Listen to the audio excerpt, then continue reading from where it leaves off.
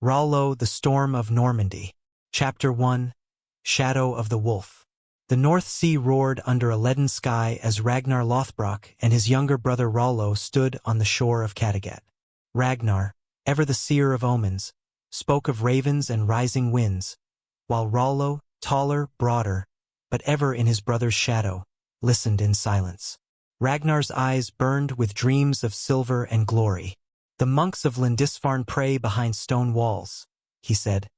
"But they'll have no walls strong enough to keep us out." Rollo asked the only question that mattered to him. "When do we sail?" Chapter 2. Fire and Fear.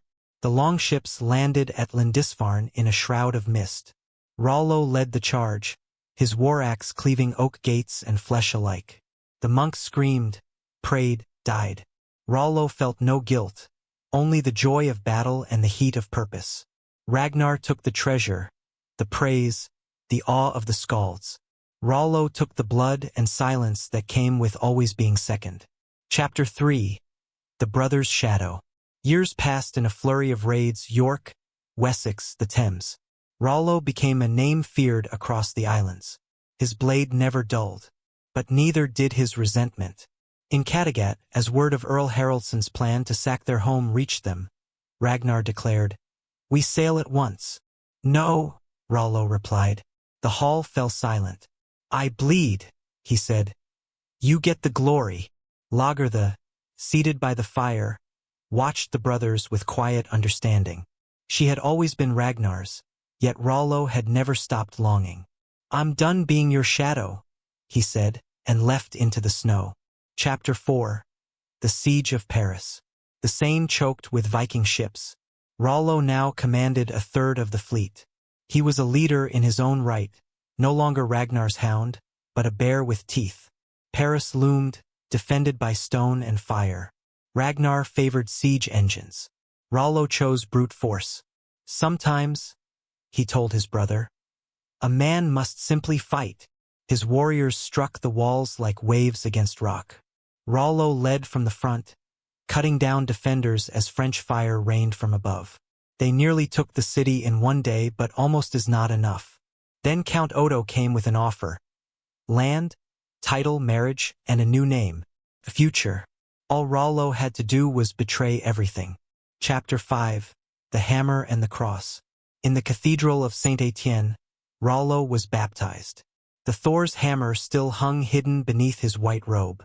"Rise, Duke Robert of Normandy," the priest said. He married Princess Gisela, a girl of 16 with a sharp mind and eyes that saw too much. Their marriage was cold but functional, an alliance of minds, not hearts. At night, he dreamed of Lagertha, of Ragnar, of Kattegat's fires and voices that called across the sea. Chapter 6. Ghosts of the North. 5 years passed. Rollo governed Normandy with Viking strength and Christian law. He built castles, traded with Rome, and fought off Frankish rivals. But his people saw him as a foreigner, a tame wolf in a velvet collar. News came from the north.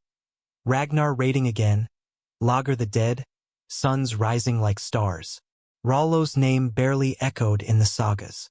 Then came a summons: his father, Lothbrok, was dying. Rollo returned to Kattegat. The land felt small, the people colder.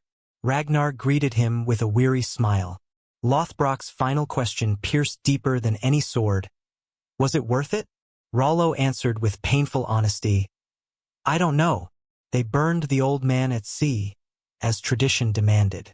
Rollo watched the fire drift toward the gods, and wondered if they still remembered his name.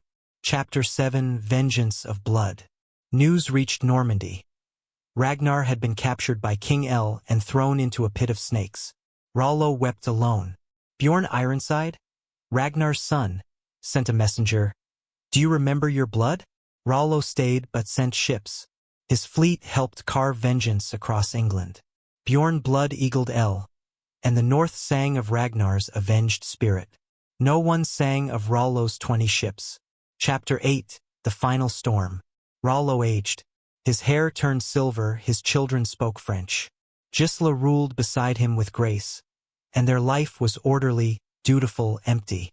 Still, dreams came, of axes and gods, of Lagertha's fierce gaze, of Ragnar calling to him from misty shores. Then, a final challenge. A new Danish fleet sailed up the Seine, raiding Rollo's lands. Young Norsemen who knew his name only as the traitor Duke. Old fire rose in his blood. Chapter 9: The Last Battle. Rollo rode out to meet the raiders not as Duke Robert, but as the man who had once taken Lindisfarne and stood atop the walls of Paris. The battle was swift, brutal, and close, but Rollo's axe still knew the taste of war. He defeated the young warlord in single combat. Bloodied, battered, but alive, he stood victorious. The raiders fled. The Norman court saw their duke with new eyes, not as a tamed barbarian, but a storm caged in flesh. Chapter 10: The Memory of Thunder. In his twilight years, Rollo walked often by the sea.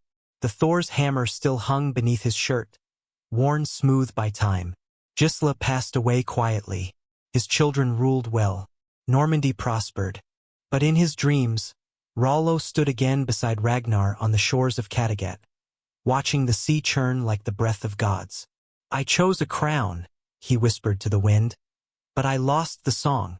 The wind answered with silence, and that silence was all the gods ever gave.